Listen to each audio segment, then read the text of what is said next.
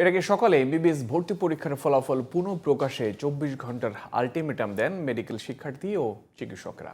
কেন্দ্রীয় শহীদ মিনারে বিক্ষোভ কর্মসূচি থেকে এই আলটিমেটাম দেন তারা। দাবি না মানলে অন্তর্বর্তী সরকারের পদত্যাগের আন্দোলন শুরুর হুঁশিয়ারিও দিয়েছেন মেডিকেল শিক্ষার্থীরা। হাসান আল মামুনের রিপোর্ট। দেশের সরকারি বেসরকারি মেডিকেল কলেজে ভর্তি পরীক্ষার ফল প্রকাশ করা হয় রোববার।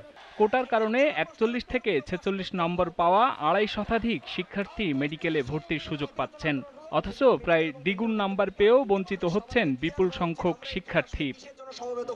এমবিবিএস পরীক্ষার এ ফলাফল বাতিল করে পুনঃপ্রকাশের দাবিতে সোমবার কেন্দ্রীয় শহীদ মিনারের সামনে বিক্ষোভ ও অবস্থান কর্মসূচি পালন করেছেন সর্বস্তরের মেডিকেল ও ডেন্টাল শিক্ষার্থী এবং চিকিৎসক বৃন্দ। ২৪ ঘন্টার মধ্যে দাবি আদায় না হলে সারা দেশে আন্দোলন ছড়িয়ে দেওয়ার হুঁশিয়ারি দেন তারা। আমরা এখান থেকে স্বাস্থ্য শিক্ষা অধিদপ্তরে দাবি জানাতে চাই, আজকের মধ্যে গতকালকের প্রকাশিত মেডিকেল ভর্তি পরীক্ষার ফলাফল বাতিল করতে হবে এবং পুনঃপ্রকাশ করতে হবে।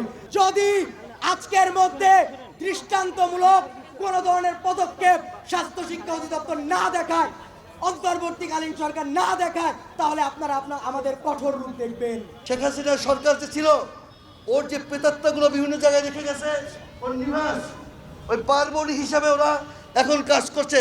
ওরা ওদের স্বার্থ রক্ষাতে বিভিন্ন জায়গায় বিভিন্ন ধরনের আকাম কুকাম করে বেছে। এই আকাম কুকামের ফসল হচ্ছে গতকালকে রেজাল্ট। শুধু মেডিকেল নয়, সব পরীক্ষাতেই মেধার ভিত্তিতে মূল্যায়ন চান আন্দোলনকারীরা। কোটা প্রথাকে জুলাই আন্দোলনের সাথে বেইমানি বলে আখ্যা দেন তারা।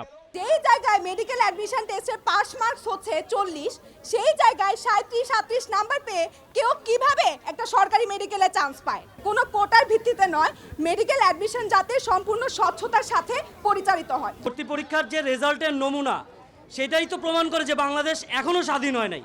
শুধু ঢাকা মেডিকেল নয়, সারা দেশের মেডিকেল শিক্ষার্থীরা এই আন্দোলনে শরিক হবে বলেও সতর্ক করা হয়েছে বিক্ষোভ কর্মসূচি থেকে। অন্যান্য বিশ্ববিদ্যালয়ে পোষ্য কোটা সহ অন্যান্য যে সমস্ত অযৌক্তিক কোটা রয়েছে, ২৪-এর গণঅভ্যুত্থান পরবর্তী বাংলাদেশে অতি দ্রুত সময়ের মধ্যে সেগুলোকে বাতিল করতে হবে। Hasan Al Mamun, GTV news, Dhaka.